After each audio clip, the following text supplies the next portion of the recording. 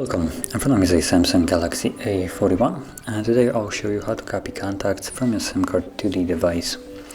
So to get started, let's open up the standalone contacts app right here. Then tap on the three bars right there and go to Manage Contacts. Choose Import or Export Contacts, and then we're gonna go to Import, select SIM. Now for me, I placed the SIM card in the SIM slot 2.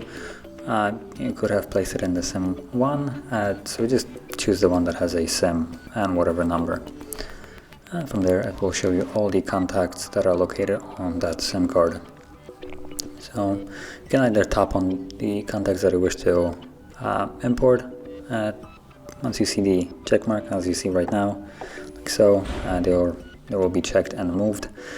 Now if you have way more contacts, you can simply tap right here to select them all, like so, and once you have selected every contact that you want, tap on Done. Choose where you want to move it. So for me, I only have the phone, but for instance, if you would be logged into a Google account, it would show you also a option to move it to your Google account instead of the phone. Either way, select which one suits you, and then tap on Import.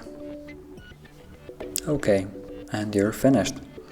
So, if you found this very helpful, don't forget to hit like, subscribe, and thanks for watching.